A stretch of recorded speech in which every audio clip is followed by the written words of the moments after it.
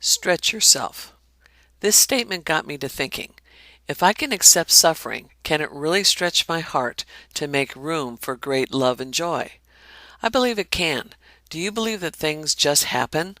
Many times I have found myself in just that frame of mind thinking, it just happened. Yeah, right. I really don't believe it. God knows every moment of my life, so how can something just happen? He allows circumstances in my life to help me grow.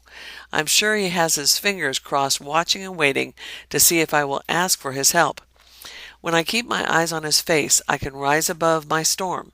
I know God has a sense of humor, especially when I look back at my initial reaction and realize how silly it was.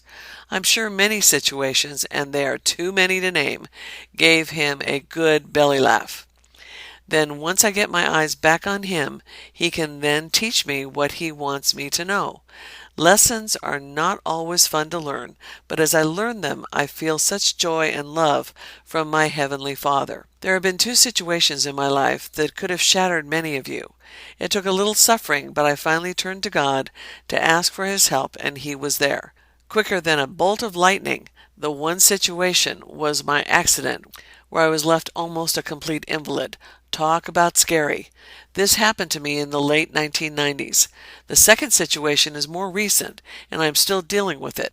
Believe me, this has been as scary as being almost useless. What was this one, you may ask? I have Bell's palsy, the paralysis of the face. I will tell you it has been a major wake-up call.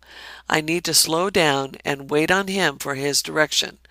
The statement that started this article is talking about how accepting suffering can lead to joy and love. I do believe this is true because in both of my situations, my life could have been devastated. Instead of being angry with everyone around me, including God, and saying, "Why does this happen to me again?" I have been able to turn and ask for His help. With the Bell's palsy, I've realized that I can still have my dreams of speaking and writing, but on His terms, not mine. His word says, "Be patient then, brothers and sisters, until the Lord's coming. See how the farmer waits for the land to yield its valuable crop, patiently waiting for the autumn and spring rains." I believe that the autumn and spring rains are the love and joy that God can give me in any situation. I believe with my whole heart that He is bigger than any circumstance, and that He will love me through that storm.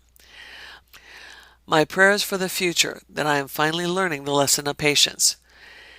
My best suggestion to you is to remember God is there. Before you push yourself one more moment too many, or think that appointment is so important that you can't miss it, or ignore your exhaustion, ask God what He wants for you. God is bigger than any circumstance you will ever face. Do you believe He can guide your every moment? I do. It is time you start believing that He is there watching over you.